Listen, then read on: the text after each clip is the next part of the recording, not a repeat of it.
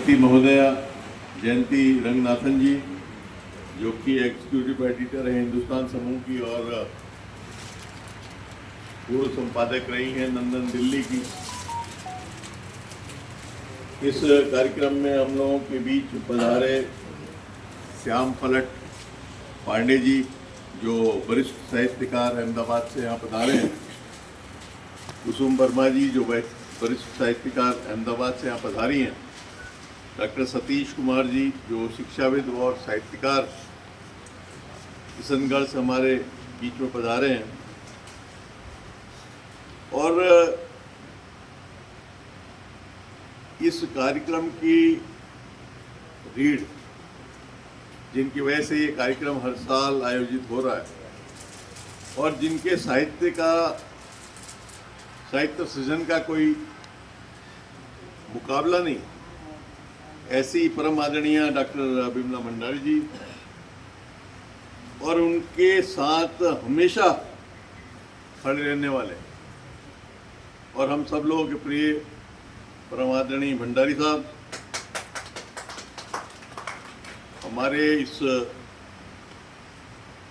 कार्यक्रम में पधारे। हमारे बड़े सीनियर प्रोफेसर एस.के. भटनागर साहब, पूर्व डीन फिशरी साहब, हमारे डायरेक्टर एक्सटेंशन जो कि यहाँ बैठे हुए हैं, शकुंतला जी, सुबोध जी, विकास जी, और जितने भी आज यहाँ पर साहित्य से जुड़े हुए जो व्यक्तित्व और विशेष रूप से जिनको विमला जी ने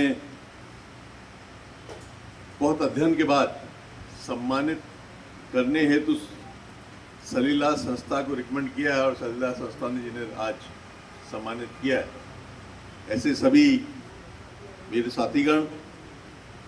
मुझे बाल साहित्य में बहुत रुचि रही है, अभिरुचि रही, और इसका कारण ये है कि अगर आपको या आपके अंदर बालक मौजूद है तो आप हमेशा जीवंत हैं, और यदि आपके भीतर बालक मौजूद नहीं है तो आपकी जीवंतता धीमे धीमे समय के साथ खत्म होती जाती है। मेरा संपर्क लेखन से बहुत अच्छा रहा और हमारे जहाँ मैं बिलोंग करता हूँ उत्तराखंड, वहाँ एक डॉक्टर मेवाड़ी साहब हुआ करते और वो बाल साहित्य पर ही लिखा करते, तो उनसे मुझे अभिरुचि इसमें बढ़ी और मैंने बाल साहित्य का सृजन तो कभी नहीं किया, लेकिन साहित्य से मैं हमेशा जुड़ा रहा। आज नंदन पत्रिका की एडिटर यहाँ पर मौजूद हैं। मैं उन्हें बताना चाहूँगा कि मैं किसी समय में सारिका और धर्मयुग का बहुत लगातार लिखने वाला एक लेखक,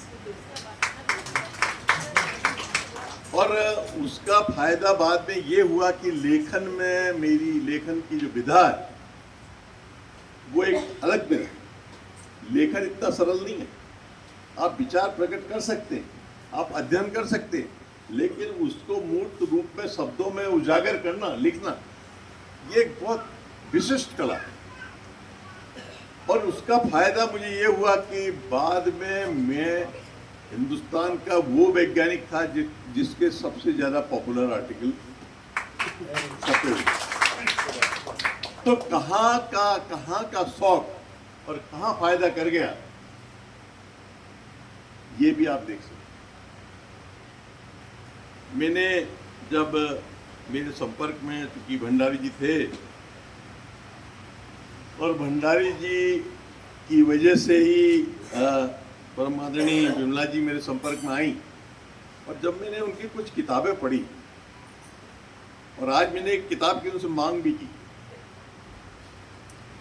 और उनकी एक किताब मैंने पढ़ी थी, और तब मैंने सोचा कि किस तरह से बाल साहित्य का सृजन किया जाता है। उसका टाइटल ही अपने आप में बालकों की तरह है।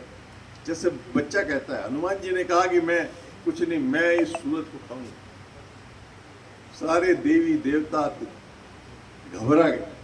कि भाई जब सूरज ही नहीं रहेगा तो फिर क्या होगा। लेकिन बाल मंथा बहुत मुश्किल से उनको समझाया गया। ऐसे ही उन्होंने एक किताब लिखी, उसका टाइटल था पृथ्वी मांगे चप्पल। पहले तो मैं समझा नहीं कि ये आखिर टाइटल क्या है, लेकिन जब मैंने पढ़ा तो आप किताब का टाइटल ही देख लें तो आप किताब खरीद लें। इतनी ज्यादा बाल सुलभता उसमें। ऐसे ही मैंने एक किताब पढ़ी थी लंदन से रोम। अब बताइए, घूमने जा रहा है आदमी, परिवार के साथ जाता है, अब घूमते समय उस सारे वृत्तांत को नोट करना और उसको लिपिबद्ध करना और लिपिबद्ध करके पब्लिक के सामने प्रस्तुत करना और उससे लोगों को फायदा हो ये विचार के साथ प्रस्तुत करना, ये कितनी जोरदार बात। ऐसे अभी आज सामना हो गया मेरी एक किताब से। मेरे पास बहुत अच्छा कलेक्शन है किताबों का, इसलिए हमेशा जब भी खाली समय होता है, वैसे समय खाली होता नहीं मेरे पास, आज प्रातःकाल से मेरे कार्यक्रम लगे थे, ये दूसरा कार्यक्रम, अभी आफ्टरनून में एक तीसरा कार्यक्रम लगा। आज एक किताब से सामना हुआ, वो है अमेरिका से मुलाकात। अब मैडम ने इसमें सारी चीजें बताई कैसे कैसे क्या दिक्कत हुई, लेकिन मैं अभी देख रहा था उसमें मैडम ने ये नहीं बताया कि अमेरिका जाने के लिए जब इन्होंने वीजा एप्लीकेशन लगाई और जब इन्हें वीजा मिला उसके बीच में कितना समय लगा और कितनी कठिनाइयों से इन्हें वीजा मिला। क्योंकि अमेरिका का वीजा लेना कोई आसान काम आजकल नहीं है।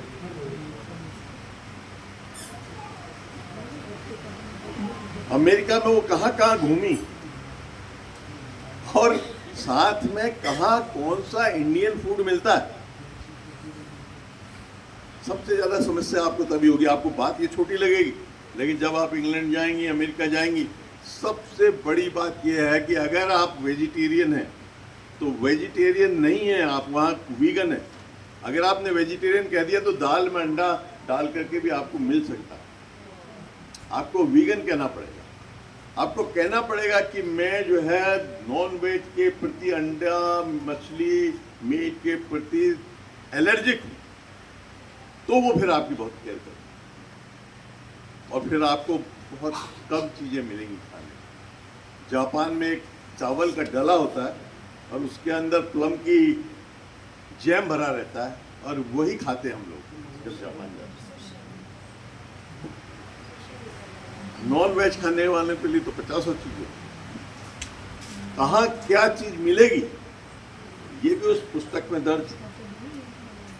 यूरोप में, इंग्लैंड में, फ्रांस में कहाँ कैसे ये गई, क्या क्या वहाँ पर सफ़र करने के क्या क्या माध्यम है।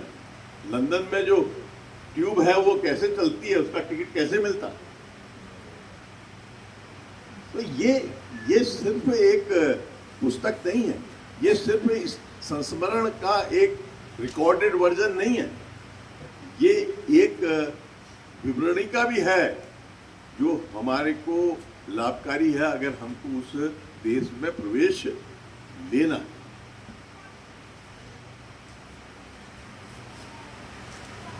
मैं नंदन की जो संपादक रही हैं उनका बड़ा सम्मान के साथ कहना चाहता हूँ कि उन्होंने आप लोगों के अंदर का कवि निकाल के बाहर कर दिया और उन्होंने उन चंद कविताओं का स्मरण आपको कराया जो आपको याद है कि तितली उड़ी और उड़ के चली और फूल ने कहा आजा मेरे पास और तितली कहे मैं चली आ। कोई आपको याद करने की जरूरत नहीं है। ऐसी कई कविताएं उन्होंने आपको बताई। ये कविताएं आपके अंदर कहां से आई? क्या आपने याद करी या अभी आने से पहले आपको कोई फीडबैक दिया था कि ये कविताएं याद कर लो, मैं पूछूंगी तो दूसरे लाइन आप बोलना? नहीं, ये आपके जहन में घुसी, ये जहन में आपके घर कर गई और ये सेकेंडरी नर्वस सिस्टम में गई हैं आप।